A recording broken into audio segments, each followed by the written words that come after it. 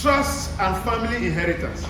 It is very catastrophic when someone dies without clear instructions concerning land, house, bank accounts, businesses, vehicles, family properties, personal possessions.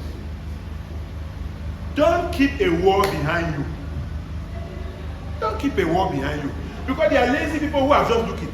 They are looking. Some even, I'm telling you that we had I had a maid that we grew up with. I don't know how information leaked out that the mother had made him the next of kin in her account in a credit union where he had early inheritance. This young man will be going around and telling her, you see, I'm just waiting that she should die. Because all that money that is working like that is in my name. And you know what finally happened? The young man died more than 15 years ago. And the mother is still living. So you see that the mother must have looked for some other person. But truly he was the only son at that time because the woman had the girls. And that mentality, traditional mentality that when a girl, I don't know, a girl should not have valuable things on the family. That is the tradition. Let us read from Psalm 78, verses 5 to 7. He established a testimony. Proverbs 20, verse 7.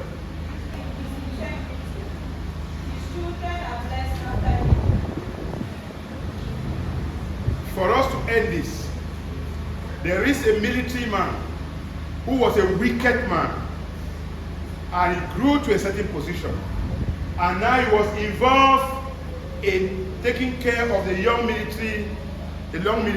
He tortured people, and finally he went on retirement. His son, in the military, at times you desire that your child should replace you, like he's done in the police.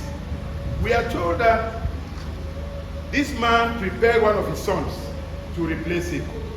The son did all what was expected. The sports, the this, the medical and everything. He got to a point where there was a last person who was to certify that you are either going to be recruited or not.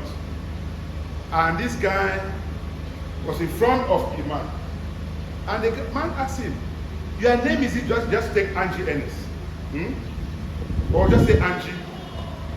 Are you called Angie? Say yes. They are called Angie Sylvester. Say yes.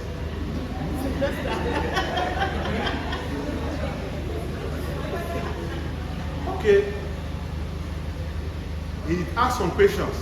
Asked questions. And they were smiling with the young man. And then he said, okay, you can go.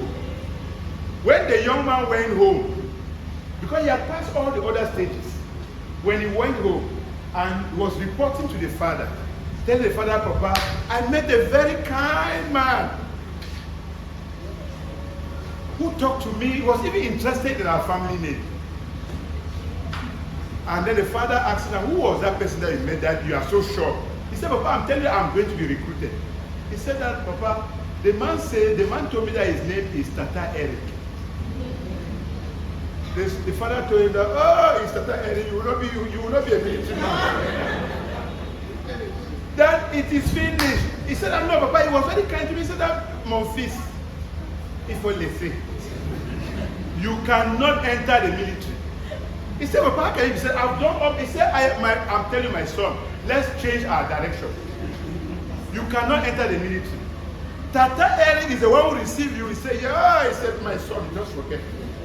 Because this Tata Eric suffered in the hands of that man. And do you know something what they told us? They said the man did not prevent that young man to become a military officer because the guy was not competent.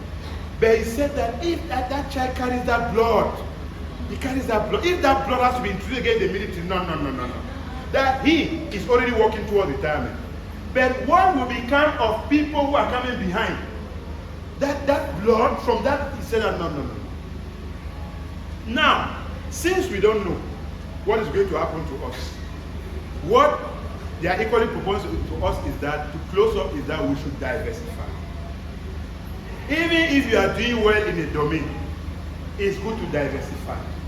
If if that man certainly had other plans, he would tell the son that, my son, you will be the most miserable military officer. I prefer that you should do this, you should do that. We should not be more